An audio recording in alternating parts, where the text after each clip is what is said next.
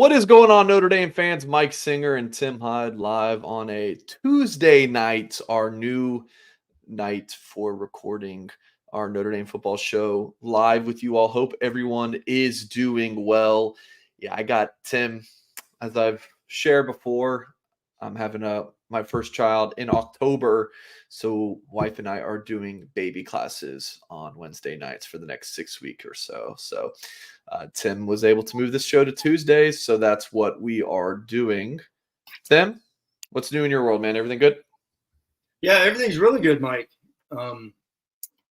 Except for your massive choke job last week, but outside of that, I haven't said a word to you since then, but we won't dive into that. Did you watch any of it?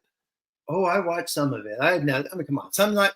Instead of watching football, I watched you. But anyway, how do you blow a lead like that? And isn't it amazing that the 5-star quarterback at A&M led the comeback against Notre Dame? Listen, the game is rigged. Okay. So for those who don't know, on my Twitch stream, I've been talking about this for months. I've been role playing Coach Tim Hyde. Tim, did you like the visor? So This is the look. I'm taking I won't be able to hear you for a second, Tim, but I got the visor and I got the glasses. All right. So if you Google Tim Hyde coach, you got a picture of me doing a 1:00 game, but I like. I'm pulling you up, Tim. So this was like the look I was going for, Tim. This guy right here. Oh, that's a good one right there. So this is I'm gonna take this off now. That's a good one. Look at that. But did I do an okay job creating the?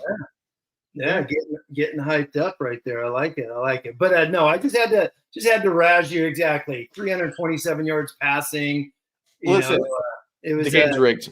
Game's rigged. Test, but I do like how you said the crowd on that game is louder than you expected, which is going to happen August 31st. I absolutely love when you were going through the stats, how you saw the Texas A&M D-line numbers, which is going to happen on game one. Yeah. There's a lot more real to it than meets the eye. Heading into game one. This was the thing, and then we're going to dive into your regularly scheduled programming. Yeah.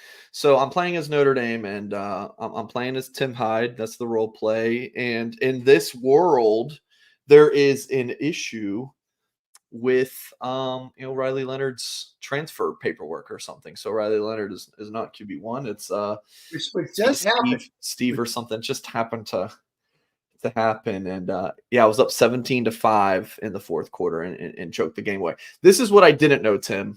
But by the way, hold on. How did the game end? What was the last play? I forgot that. The Angeli I think they nailed it down. The Angeli interception, was that it? That sealed the victory? There was 30 seconds left. Listen, there is a setting in the game called adaptive AI, which is basically the game. And I didn't know this. The game picks up on what you're doing and stops you. And that's why they just came back. So you can't, it's basically like halftime adjustments, but. I love it. Well, there you go. Halftime adjustments, Mike. Live and learn, right? But no, I mean, excited. Camp starts next week, Mike. Next Wednesday. So next Tuesday, Tim, we will do our like pre-camp preview show. Okay. Tim, you don't even know this. I do have a surprise for you today. Oh, okay. Good to go. I like surprises. It's a surprise for you. It's a surprise for our audience. No one knows. No one knows what I'm going to spring on you guys for tonight. But I do want to shout out my setup. If my brother's watching this, thank you very much. He is a big media guy and helped me with this new setup. So I got the chat is down here, Tim. So I read the chat. So if I'm ever not looking, it's because I'm looking at the chat. My camera's all the way up here. So, but I love it. I got, a couple Dolphins trinkets, got the Notre Dame little helmet, got the Shamrock little light. So it's Dolphin. Is the Dolphin, is that picture from their last playoff win? Because I know you always talk about that. I'm coming at you, Mike. So no, it's kind of like a badge of honor to be a Dolphins fan all these years because I was 7-8 years old when the Dolphins last won a playoff game, and yes, that was very much the logo. There you go. So, well, my good friend, one of my good buddies, and lives in Oxnard, California. Huge Dolphin fan. So he's just like you. He lives and dies with every pass, and he's a big Dolphins fan. Yeah. So we'll go from there. But no, let's dive into it. Looking forward Let's to. do it. We got football next week. Obviously, I- tonight's going to be interested. Really looking Yeah. forward to seeing where this goes and some of the people. Yeah, maybe we'll get Horka on. We'll definitely do it the next week to kind of hear from him about Well, maybe about we can. fall camp. Yeah, if they have their top 10 should be finalized, right? Oh, So the most important players. yeah, we could do that. There you go. Planning ahead live here on Yeah. beautiful YouTube. So All right. So here is the opening topic here. I thought this was fascinating to me. The tweet is teams to reach number 1 in the playoff rankings, the college football playoff rankings, which has been around 9 years, right? It was 2014 or was it 2015? 14 it started, I believe. 14. Yeah. FSU was the last BCS title in 20. So you have a decade of this. And I know the CFP rankings don't start until, a little bit later in the season, but still in a decade, you only have 8 teams that have reached number 1. Is that crazy to anyone else? And it's 6 teams from the South and then Michigan and Ohio State. Was this wild to you, Tim? And I know Mississippi State's on there. I think it was that first year, Tim. I want to say Dak Prescott was the quarterback that year. They had a nice little run. Tennessee, I think, that was 2 years. Oh, was it just 2 years ago? They had their cute little run and they got smacked. But yeah, this was fascinating to me just to show like the top of the top just kind of stays at the top 10. Yeah, exactly. And you were going into this season, and you got Ohio State, Georgia are going to be preseason 1 and 2. People think Bama's down. They're not down. They're stacked beyond belief. But yeah, I mean, it's interesting because it is when you look at it over the 10 years.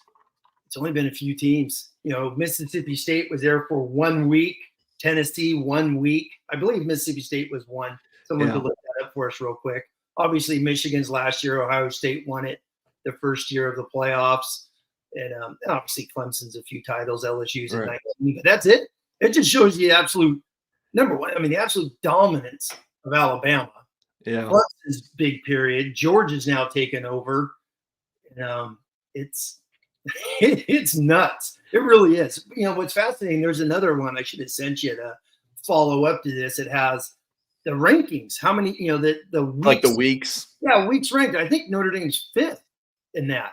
So of actually being in the top 20, they're ranked 5th over this 10-year period. But yeah, to be number 1, man, it is it's an exclusive group. Like I said, Georgia, before the rankings come out, Georgia's going to play Bama, someone else big before the rankings, talking about the playoff rankings. But right.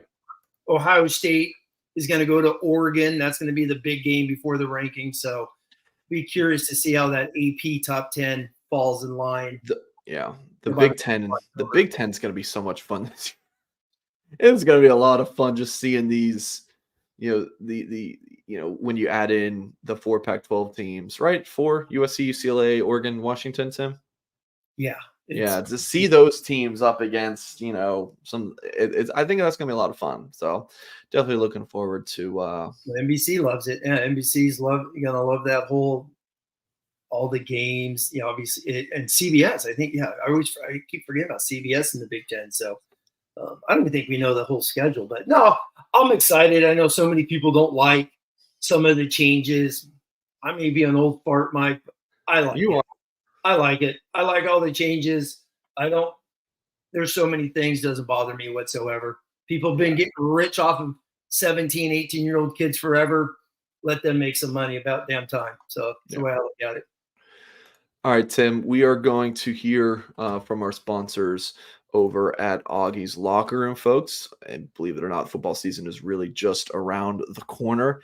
So you're going to want to pick up some unique, one-of-a-kind Notre Dame items, and you really can only do that at one place, Augie's Locker Room, which Augie's has moved to a new location as of last fall, 1733 North Ironwood Drive in South Bend, just down the street from Notre Dame. So whether you're local, you're driving through, you're coming in for a game, whatever the case may be, you've got to make time for Augie's Locker Room, which has a wide selection of Notre Dame Stadium pieces, jerseys, helmets, autographs, one-of-a-kind Rockney items, exclusive Joe Montana signed items, and of course, the vintage helmet display dating back to 1890.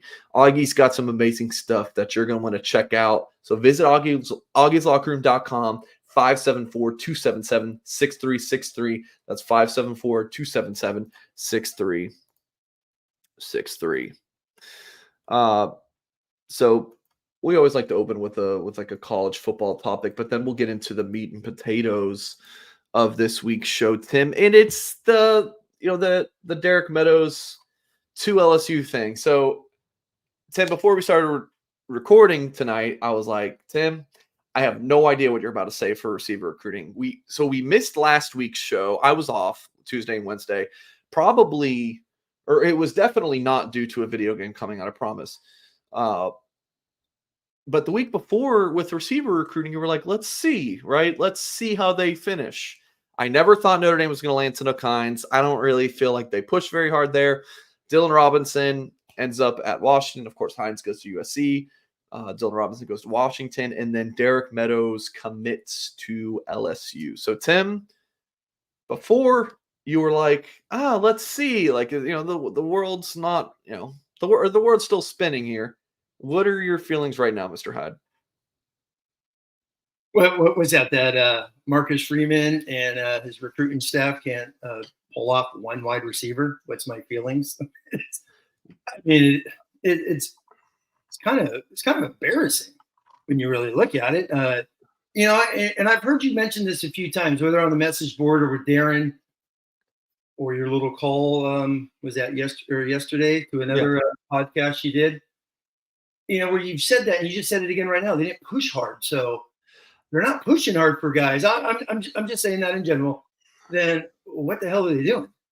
It's like when they got guys lining up outside in cars ready to come in. That's what I don't understand. So you have a top 200 guy in state. They didn't push hard for. He goes. Yeah, well, that one they just kind of got in that recruitment later. Well, Stanford was on him for a while longer.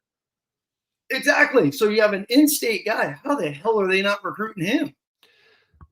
I don't know. I'm just throwing stuff against. Yeah, no. It's all fair. It's all fair. I think Tim, it's one of those things that even me, I remember doing a show with Goolsby and John Kennedy a while back, and they asked me. Now I was on their podcast, so maybe I had a couple, whiskey and cokes, but by the end of it, they were like, Mike, how much do you actually get to report that you hear? And I was like, that's a fantastic question. I never even thought about this, Tim. How much do I actually put out there that I hear behind the scenes? And I was like, maybe 20%. I'm actually able to post. And so with that being said, I still feel like I don't get much of the puzzle pieces here to try to figure out what, I know a little bit about why they don't push for Hines or, hear a little bit about John Anthony Hall, but still, even with that, I don't get a super strong sense. So a long way to say, Tim, the questions that you're bringing up are very fair, but if you were to sit down in a room with some of these guys, I feel like we would get even better.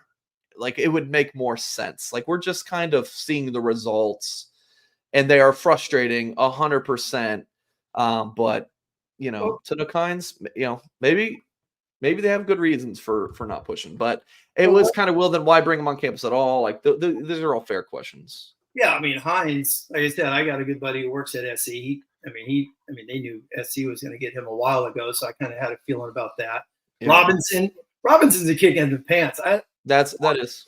Washington's like, you play whatever you want. Notre Dame's like, well, we only want you to play here. I'm like, how many Robinsons do you have on your field that could play corner, receiver, receiver? So what the hell are they doing? Yeah. That was weird. Meadows is Meadows, man. You could go all the way back to your prediction a year ago at the Irish Invasion when they thought they were going to get him. And then they had a good reason. Of course, he probably says this is where I want to go, but he's also a kid from Bishop Gorman where everyone and their mother is going to fly into Vegas, recruit, see him. The entire country goes to Bishop Gorman. They got guys in every conference. So he may have said, yeah, Notre Dame's where I want to go. And then he's like, oh, I could go to all these schools too.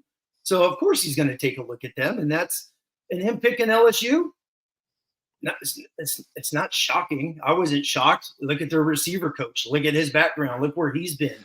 So, we could dive into the Brown thing, which I feel bad because I've coached forever. I think he gets a bum rap. That's my opinion, because the dude's been there 180 days. So if anything, he should show up. Like, Mike, what's the freaking plan?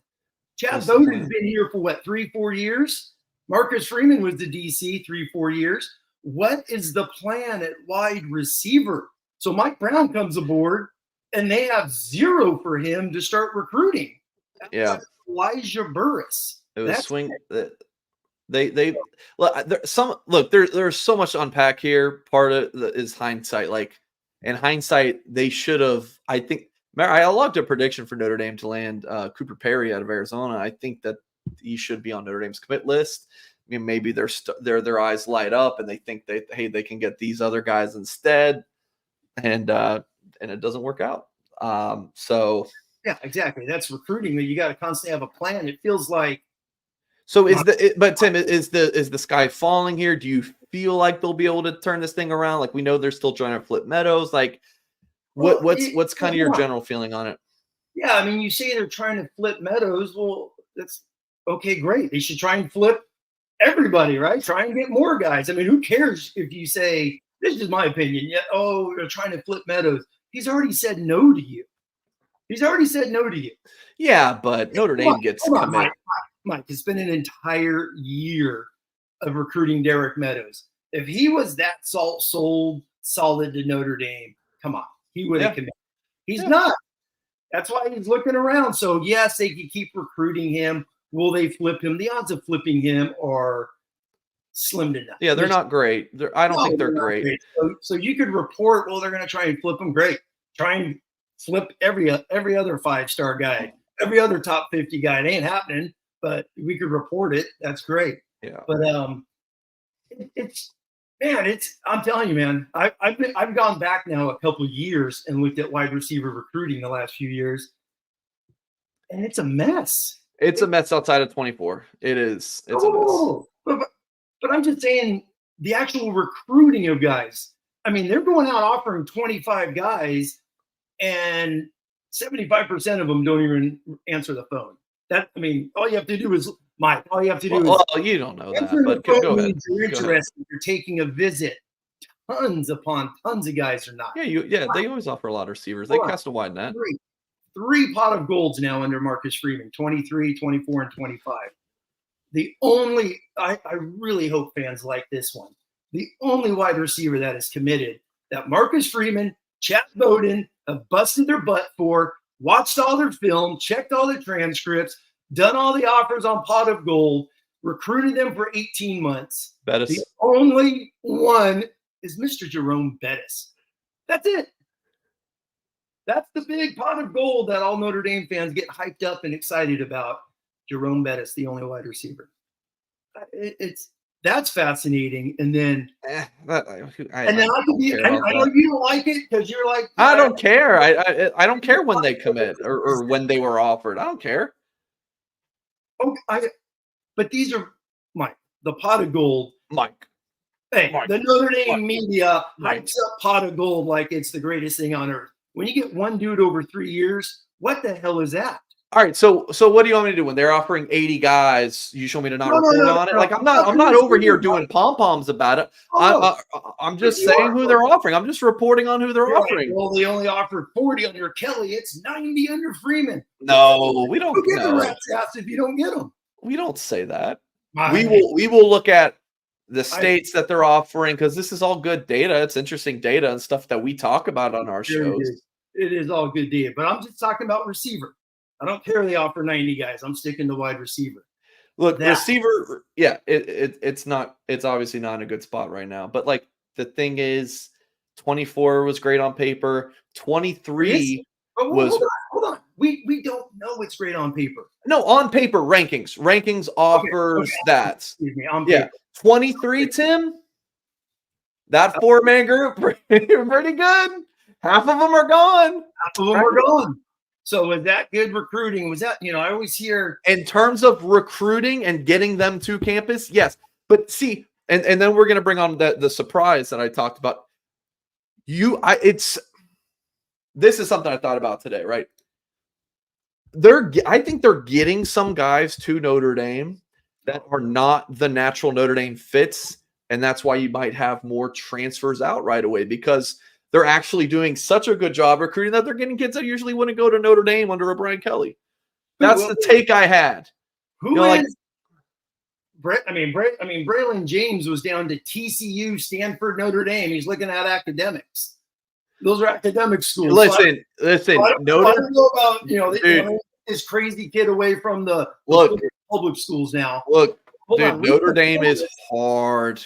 I hear from my people all that, like, what's hard? I have a player parent. Notre Dame. There's a player. Of course it is. Welcome, dude. It's not for everyone. Welcome to following Notre Dame. Of course, it's hard. It's not for everyone. That's what I'm saying. It's not for everyone. I'm not saying just the academics. It's just a hard place. And recruit them. Well, isn't that part of the sales job? Aren't they selling them all this stuff? So when you come here one semester, and it might not be for you. All right. Anyways, Jay Carr says, "God, I hope it's Goolsby." It is. Goolsby. Oh man! Surprise! Goolsby texted me a couple hours ago. It's like, bro, can I hop on? I was like, hell yeah. Goolsby, what's up, man? Oh, nothing, dude. Yeah, Tim and I have been texting so much, I might as well jump on this thing. We can actually speak. Wearing my thumbs out real quick, Singer. Love the setup. Hey, man. Yeah. You don't have a dangling cord, but it's nice. I've thought about having one just maybe for our next show. I'll dangle a cord just for you. Yeah, and send me a link to that camera. It's like a 5K camera. That's absurd. You look fantastic. Dude, it's just a regular camera. My brother had it sitting around and brought it over. So yeah. But it's good to join you fellas. Yeah. So I know you were backstage watching for a few minutes. What are you thinking? Well, it's like I had a great boss one time. Shout out to Rich Oberbeck. And probably the best boss I've ever had. And he was talking about having problems at work. And he's like, if you have a problem, maybe it's a direct solution, maybe it's a misunderstanding, or you can kind of find a workaround. So it's like, we've got a problem. So is it kind of a misunderstanding in terms of like what's really going on with recruiting? Is there a direct solution, or do we find a workaround, and that'd be transfer portal option Tim, C, D, E, and F on our recruiting boards? So I'm sitting there going, what's like the root of the problem? And I could sprinkle my 2 cents in. But no, keep going. I'm sorry. I just think, man, especially with the Derek Meadows and the LSU deal, it's because they're NFL products, right? The wide receivers that they put into the league, they're so prominent and they're stars. Like Justin Jefferson's on Netflix, right, on this receiver program, if you've seen that. Odell Beckham, a celebrity, right? Yeah. These kids, these high school 4 or 5 star-ish type kids, even the high 3 stars, they think about themselves going into the NFL, and they don't think about a Miles Boykin 4th, 5th round pick, Tim. They think about first round. So it's like, until we can put a couple first rounders and get some household name brand kind of status, it might be more of the same. And then my closing thought is, Singer, you can try and spin Logan Saldate all you want, you son of a bee. But it's like, there's 2 or 3 kids in that wide receiver room that might have first round potential, one being Cam Williams. Like, you have to get those kids on the field early, Tim. Jesus. Get them on the field early, groom them, and let their star shine. I mean, genetically speaking, Cam Williams and potentially KK Smith, those are the only 2 kids through my lens that can run like a first round pick. Get them out there. No, hey Tim, real quick, Goolsby, I think your microphone, you need to switch your input to your that. I don't think that microphone is the one that's on right now. It doesn't sound like it. But anyways, I like the KK Smith shout, Goolsby. That he's one of my surprises. It's the right microphone. Let me adjust something. I need to get your brother-in-law over here. Your brother. I'm gonna mute you in the meantime, Mike. Tim, do you have any thoughts? No, I mean, no, Mike's, Goolsby's right. We talk about it all the time, and it's like, it's already happening this year. Well, the freshmen, we got to wait a year. We got to get their feet wet a little bit. All right, great. And then, what Singer's big intel is Saldate's better than Cam Williams. All right, well then, Okay, I'm going to be sitting around here for a few years now. that's out of context, but all right. Mike. You might as well say that when you read it. But anyway, which is interesting. That comes out after they whiff on every receiver the last 6 months. But anyway, Singer, do I sound okay? Do I sound any better? No, it sounds the same to me. I give up. That's all right, dude.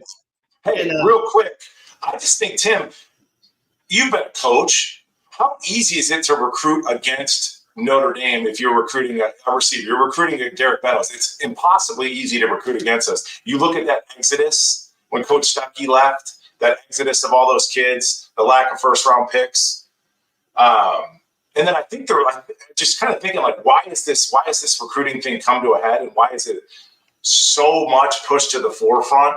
And Tim, you love to talk about this via text. Oh, I love it. Coach Freeman was brought here to recruit, and we haven't seen a lot of market improvement in that specific position group. And it's like 3 years into this thing, to your point about pot of gold, Tim, that focus, that spotlight's getting brighter and brighter. Yeah, let me throw this out. Singer will probably disagree, which will be awesome. But it's, when you go to wide receiver recruiting, this is just going back, just researching and seeing what they did. It's almost like going back to the plan. What is Freeman and Bowden's plan? It seems like, to me, it's an absolute mess. Stuckey comes in. Where was Stuckey the year before, by the way? Baylor. What does Stuckey do? He brings in three Texans who he already knew at Baylor. That helped. One of them's obviously already gone because Stuckey's not there, so Braylon James is gone. Greathouse stayed, and then obviously you got KK Smith, with those guys, and then the next year, who else did they? Oh, and Enrico Flores. Enrico Flores, man, you can read all the recruiting things. Notre Dame was his plan B. That was his plan B because he got turned down by the big boys. So Notre Dame was his fallback plan. The next year, Cam Williams, a local Chicago guy. Yeah, they got him away from Michigan. Why is that? Reese and CJ Carr worked the hell out of him, and they got him to Michigan. Then who? Micah Gilbert's not at Notre Dame unless Bryce Young, who happens to be on the same. What's your point? What's your point for poo-pooing all their big recruiting wins? Who is Freeman and Chad Bowden bringing in outside of some dudes that already have connections? That's it, Mike. Who have they gone out and gotten? Mike Goolsby brings up Derek Meadows. All these NFL guys, 100% of every single LSU wide receiver draft in the last 12 years is from Louisiana. So I wish you luck, Derek Meadows. The odds of you making it to the NFL are very, very low because they're all Louisiana guys. But we'll see how he does. It's just fascinating because I don't know what is going on. And now Kyle Kelly, I love Kyle. He does an amazing job. He posts these are the next 12 guys to get. Well, why haven't you been recruiting them forever? Because you've been striking out for everybody. So what's the process, Singer? What would you do differently? That right there, that is the question. It's like, what? I don't make $1 million. Hold on. Offer more I don't guys. make $1 million sitting in there, and my only job is to recruit. Notre Dame has a full-time dude in charge of recruiting. That's the only thing that guy's allowed to do. 24/7 is recruit. That's it. Goolsby brings up all the time the head coach has 6 kids. Hell yeah. He goes on vacation to Alaska and stuff like that and takes his kids. He's got to get away.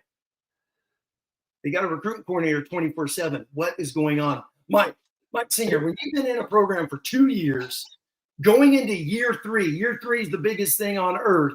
And all you have Year 3 is the biggie. And all you have is an NFL Hall of Famer son coming, which is great.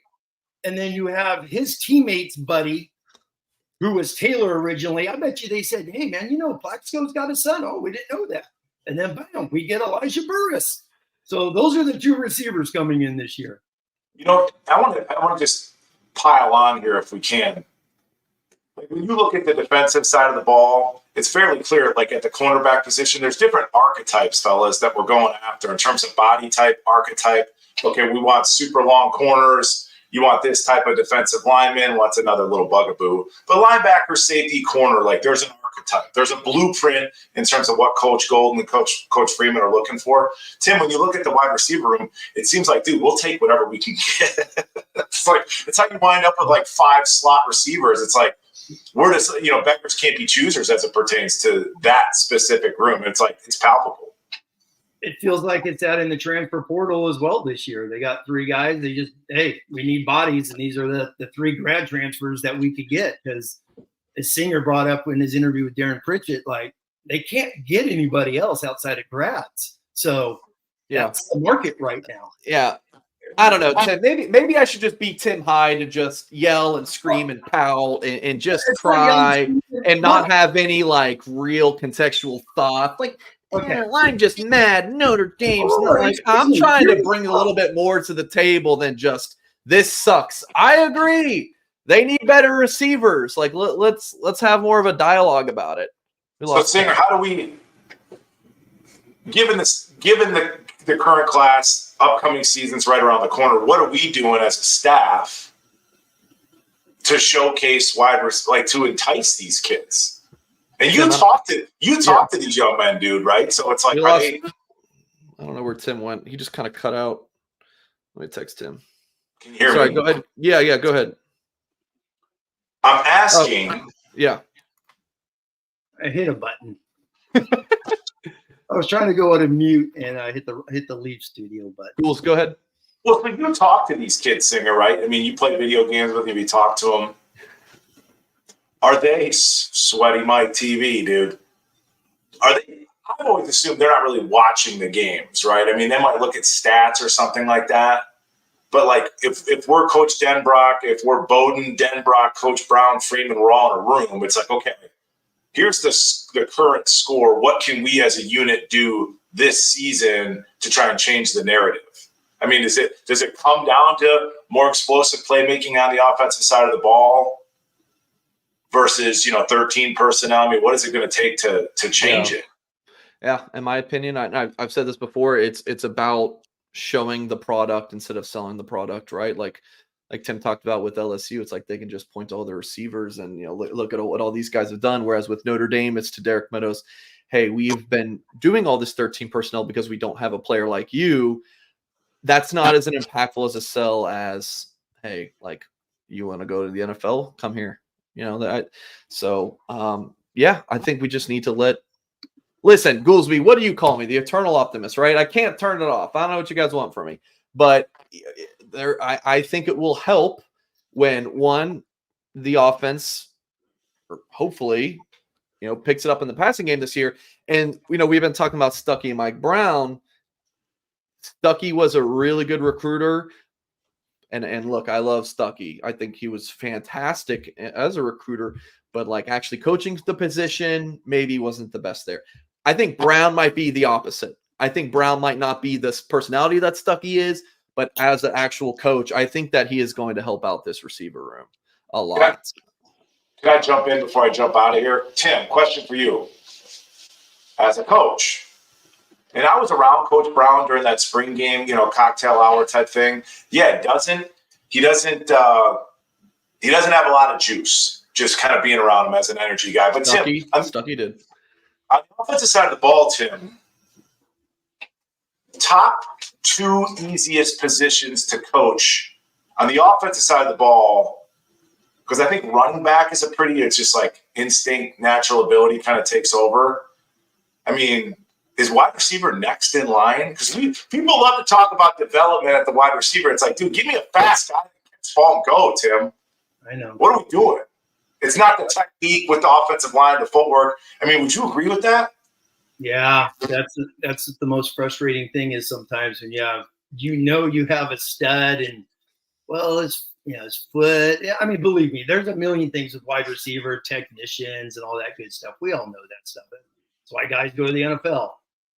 But there's sometimes, man, I mean, Rocket Ismail, the first time he ever did just run a go around.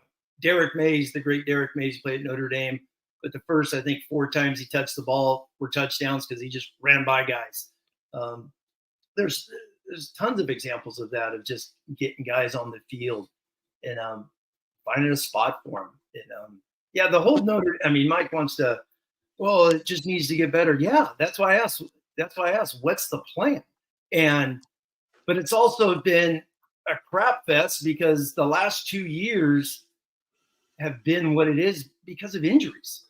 I mean, it's injuries. I mean, Notre Dame has not been this. People act like Notre Dame has been this 12-13 team forever. They have not. They have not. The last 2 years, I went back and studied all, from when Denbrock and from 14 all the way to last year.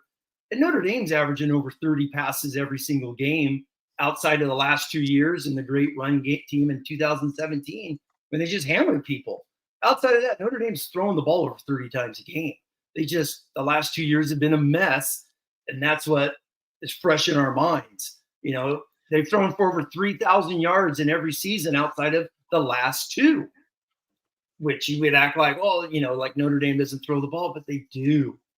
And it's just the last 2 years have just been frustrating times 10. Avery Davis killed them. You didn't get Kevin Johnson back for a 5th year in 22. Sucked. Avery Davis, Joe Wilkins get hurt. Thomas, Greathouse. Colsey, we haven't even seen in like 18 months.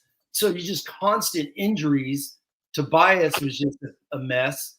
And it just sucks the last few years. So hopefully we see what happens this year with these transfers, if they can make a big difference. Yeah, they throw the ball, but just a lot to the tight ends. And that's like your main guys. Yeah. Yeah, that's what I'm saying. That's what they is one of the greatest, tight ends in the history of Notre Dame. But hey, Tim, before we get Goolsby out of here, I want Goolsby's thoughts on this chat. I think Stuckey's impact on the room was the most destructive of any coach at Notre Dame in a while. What do you say to this comment, Tim? Destructive. Well, number one, none of us are in the room. So I'm sorry, Tim. I love you. I want to go to Goolsby. That's I'm sorry. If I said Tim, I meant Mike. No, I get you. You're trying to bait me, Singer. I am. I 100% am. Are you kidding me? Listen, I think this is silly. My answer is going to echo what Tim said. None of us are in that room. Narratives get spun. I can tell you when Stuckey got let go, I had a couple notable college coaches, Tim, you know who, called me like, what's going on in South Bend? They fired Stuck. And these are big shot people. So that's a narrative that exists. It got etched in stone. I wasn't in the room. Tim wasn't in the room. Wherever the narrative came from, I assume they weren't in the room. But it's like when you talk about sourcing, if your sourcing is disgruntled parents of players, that's problematic to this guy. But what do I know? Yep. What do I know? So, and I just did the other thing that really chapped my ass, and I'm big on karma. I don't dance on other people's graves. So if somebody else gets like let go, a coach, Tim, brutal, right? People got to move their families, all this stuff. Like, I don't celebrate that stuff. Yeah. So I don't know what happened in the room. A lot of people, fans, Twitter, message boards, it's like everybody seems like they were a fly on the wall and none of us were. Yeah. But in terms of developing and recruiting, Chancey could recruit, but apparently he couldn't develop, and I'm arguing it's wide receiver. Yeah. And last thought, sorry, Tim. Real quick. That's on the bingo card. Chicken and yay, fellas. You got to recruit kids to have them freaking develop. Yeah. Sorry, Tim. Go ahead. No, I was going to say, in this, Singer said he doesn't know if Stuckey was a good coach yet. He got young guys on the field. He took a freaking walk-on lacrosse player and got him to play to a point where he's a bowl game MVP. Someone's Chris Tyree, your leading receiver, was a running back a year prior. Exactly. Someone took a guy, and I saw one of the comments. Then why did guys transfer? Well, Rico Flores did a huge interview I read online where bottom line is really homesick, and that happens. There's been best high school player ever saw is Arnold Alle. Started for the national championship '88 Notre Dame team, transfers, homesick, went to UCLA. James wanted to go to Texas, and Tyree, he's a 5th-year guy. Wait till next year when Goolsby and Thomas take their 5th year and leave. It's not going to be because of Mike Brown. Sometimes when you're a 5th-year guy, you just want to leave, and that was Tyree. But I've said this before. Yeah, you take the 3rd-string running back and you make him a slot receiver. You got 3 different freshmen on the field to start games, and Flores, Greathouse, Faison. Someone had to freaking coach. The problem is we think he sucks as a coach because of Tobias Merriweather. Maybe that's just Merriweather. So we'll see how he does at Cal. Goolsby, anything else? You're up. No, thanks for having me on. But that's my closing thought. I think the root of the problem is the lack of star power, playmakers, what have you. Get the kids that have the genetic potential to be first-round picks, thrust them to the front of the line, and see what happens. Because that narrative's not going to change. I mean, like a Logan Saldate, he could be a quality player and like a fan, you're kind of rooting for the guy. But like he's not going to be a difference maker and like move up draft boards and all that other stuff. So if you're really trying to catch the eye of a high 5-star elite NFL type wide receiver that we're dying for, the couple that you got on the team, KK Smith, Micah Gilbert, Cam Williams, and Faison, Tim. I mean, to me, when I look at like just talent, those are the 4. And all the other guys are really good, solid players, and it's like a good group, and it's a nice, it's a nice package. But in terms of like star power, elite players, those are the 4. And they all have to be young. I don't know if you have a date night or dinners downstairs, but it's like, how do those guys get on the field when you got 3 transfers and Thomas and Goolsby are seniors? That's 5 upperclassmen. Where do those – are 5 upperclassmen going to chill on the sidelines while you get those guys in? That's going to be I don't see how Williams gets on the field. Gilbert's probably the 7th or 8th best receiver. They're not going to play him. They're not. I mean, they'll get in during the MAC games and the Army-Navy game, but outside of the real season, they're going to go with those transfers because they paid for them to get here. And Thomas and Goolsby are finally healthy, and we'll see what, obviously they're going to get a first shot initially. Hopefully Greathouse stays at slot, but then that's Faison. So there's 2 slots. So is KK Smith outside? Is Singer's hyping up Saldate? Is he an outside guy or a slot? If he's the slot, he's the 3rd one. But I thought Harrison was the slot, so Saldate's the 4th one. So how does Logan Saldate play? He's a freshman. I don't think he's going to play this year. Currently Saldate's a YouTuber. I got to get out of here. Okay. He's a YouTuber? He's got a YouTube channel. Hasn't played a snap. He's got a YouTube channel. Hey. God bless, right? Name, image, likeness, man.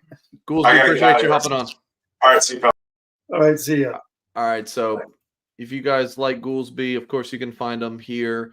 I would say sporadically in the off season, and then every Sunday night we'll have him on this YouTube channel. Of course, you can find his Patreon. The link is in his Twitter bio at Mike Goolsby41. And anything else on the receiver discussion, Tim?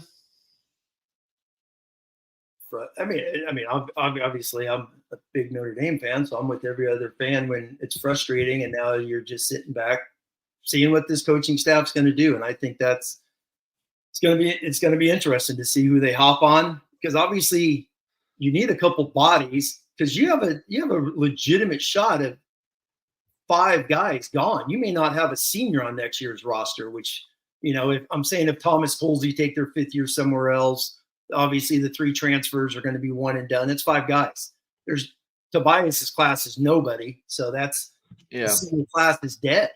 So that's why I know we're all worried about recruiting. I've said on the message board, just chill, go out and get 3 more transfers.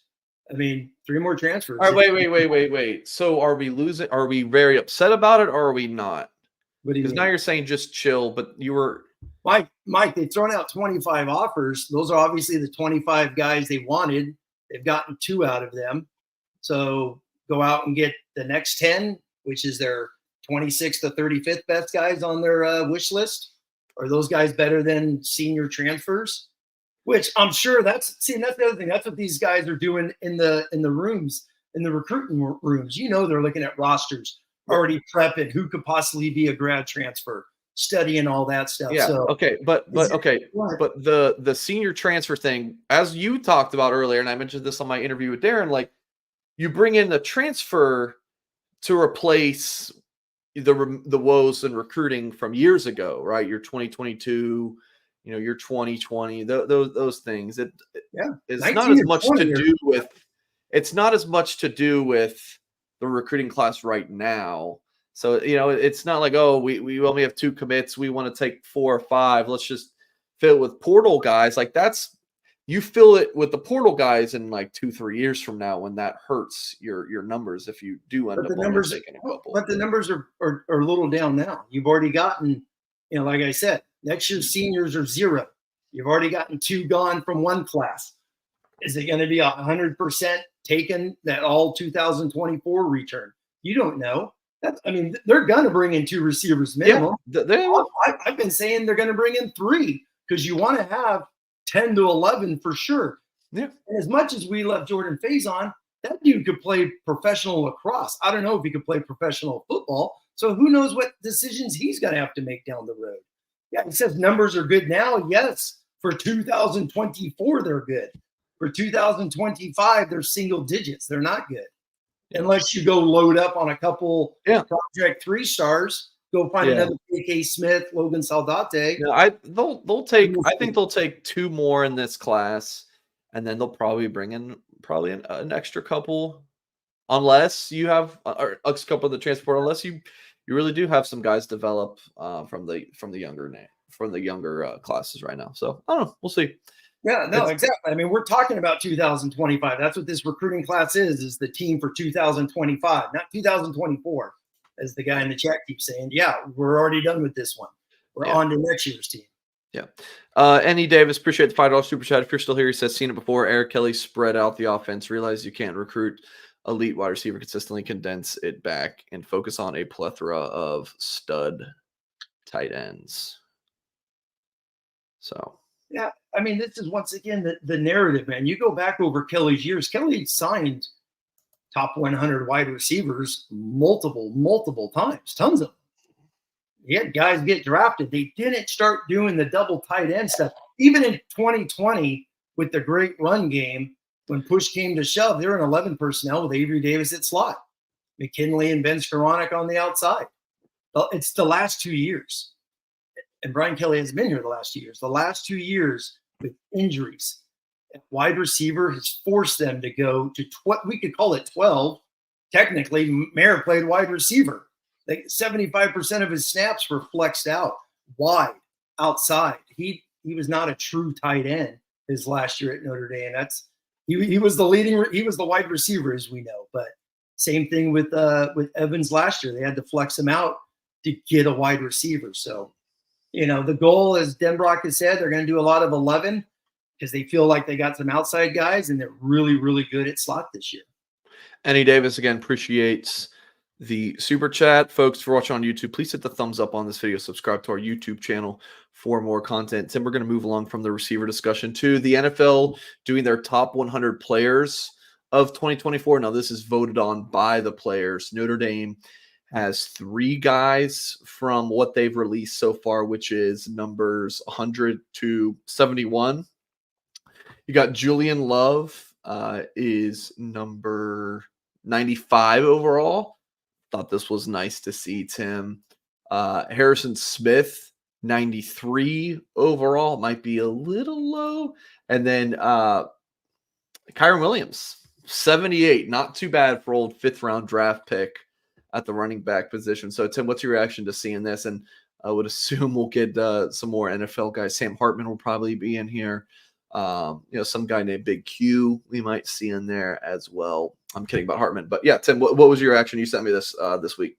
Yeah, the Kyron thing, I saw that on a thing where he was going to be in there. So, obviously, wait for that official graphic to come out. That's going to be really cool to see him make it, which goes off to that 2019 class. I know Horka did it. I think it was Horka posted that, which is in the Blue and Gold Illustrated. They're going to have like 8-9 guys drafted out of that 2019 class, which is pretty cool. But Julian Love's been he was a stud at Notre Dame. So still can't believe he didn't win the Thorpe Award in 18 with like 30 pass breakdowns. Unbelievable. But that's awesome to see him. It's funny you say Harrison Smith. The dude's always been in the 80s and the 90s. He's been around for so long. But every time they do these rankings, he is ranked so low. Then all he does is go out and just ball out.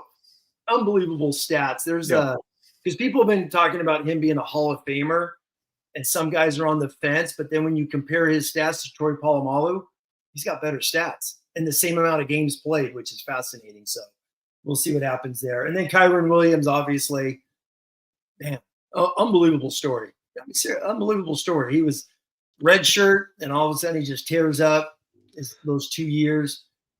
And that's really good for him, man. That's really good for him. And obviously we'll still see Kyle Hamilton high on there, Martin, and hopefully Quentin Nelson. He's been off the radar the last 2 years, so hopefully he gets into that top 50-ish. Yeah. Yeah. So, yeah, like I said, this is just 100 through 71. They kind of release this slowly kind of deal. I guess every day they'll release 10 players. Cool.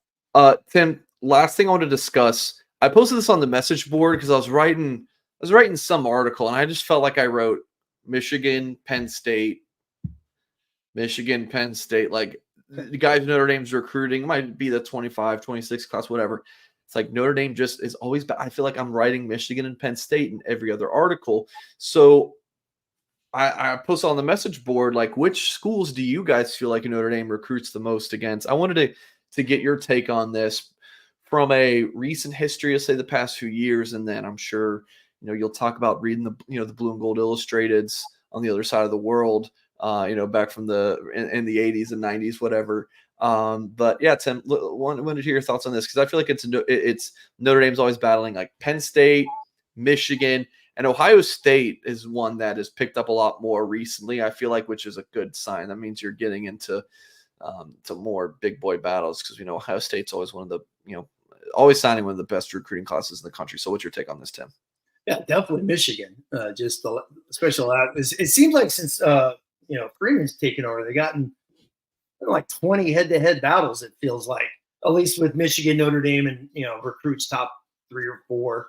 Penn State definitely. I mean, yeah, Penn State's been on tons. I mean, I would be surprised if 3/4 of Notre Dame's commits of all have offers from both of those. Which, all right, let me add real quick.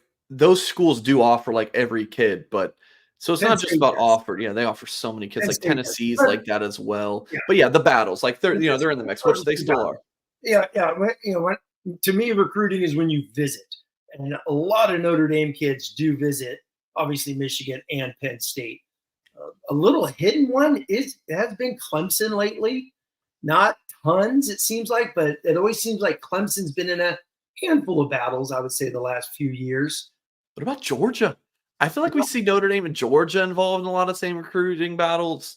Wow, that'd be it.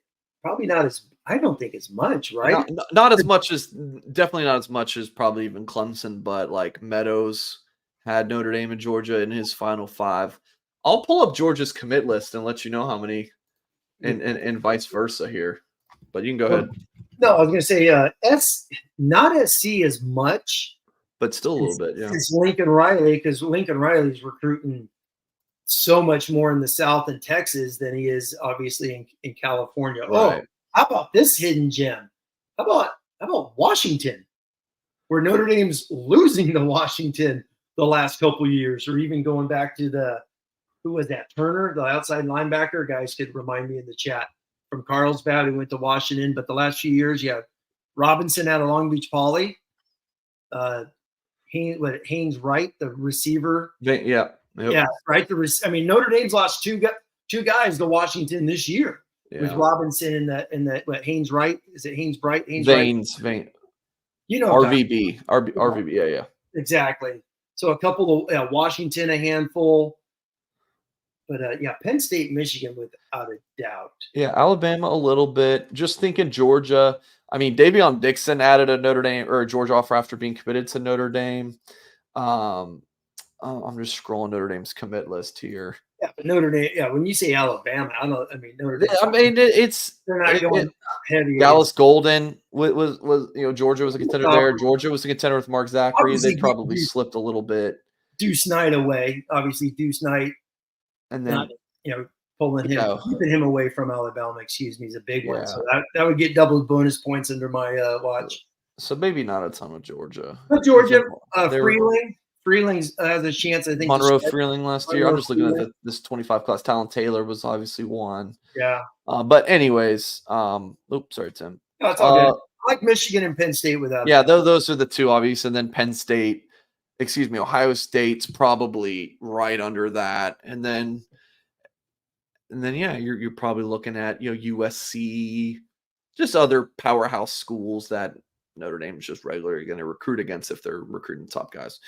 We're going to wrap up the show with this. John Massey says, are Jordan Patelho and Riley Mills overrated? Just throw a little curveball at you, Tim. What do you think? Overrated that means they're rated. I don't know if they're Patello's not a rated guy, so I wouldn't call him overrated. I think he's a glue guy, kind of like Tuli Alamaka is. He's one of those guys where Al Golden trusts them, where they do multiple things. Jordan Patello, I've said it many times. Obviously, he's the Viper, the stand-up rush end. But when they've gone dime, man, he's playing 3-tech. He's standing up in the nose, down in the 3-point in the B. So he's obviously a guy that that they trust. Mills overrated probably because I think the hype on him. I don't think he makes plays. I mean, you just go games against ranked teams. He doesn't make a lot of plays. He's a big body in the B gap. He's a big force, no doubt about it. But he doesn't make plays like Howard Cross, but he doesn't make big monster plays. That's why he's coming back for a 5th year. A guy that size, those measurables. That's why the NFL says go back to school. They didn't give him a draftable grade, or he would have high enough. I'm sure he would have got drafted, but not high enough. Oh, he would have got drafted, probably a 4th, 5th rounder, but you're picked up 4th, 5th round. You're fighting for a job each and every year. And now you can come back and make more money. Probably making good money. So yeah, I'm not saying overrated where he's a bust. I think overrated, and so many Notre Dame fans think he's such a dude. I don't know. Jury's still out for me when I've watched film. Dude and SEC speed, man.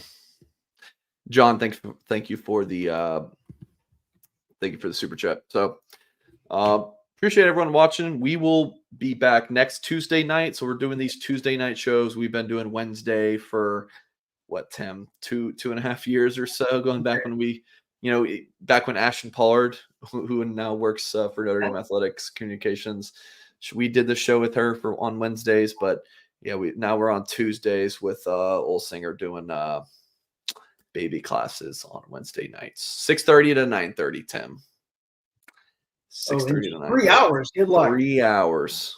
Good luck. So good luck. I'm sure I'll need. I got to learn a lot. This is my first kid, so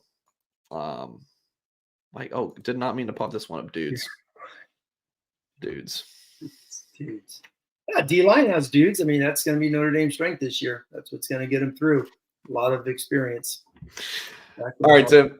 We're gonna end the show right there. Really appreciate everyone for watching. If you have not done so yet, please hit the thumbs up on this video. Subscribe to our channel for more content. If you're listening via podcast and you enjoy the show, please leave us a nice review wherever you do listen to your podcast. Appreciate you all for tuning in to this week's show. And as always, we will catch you guys next time.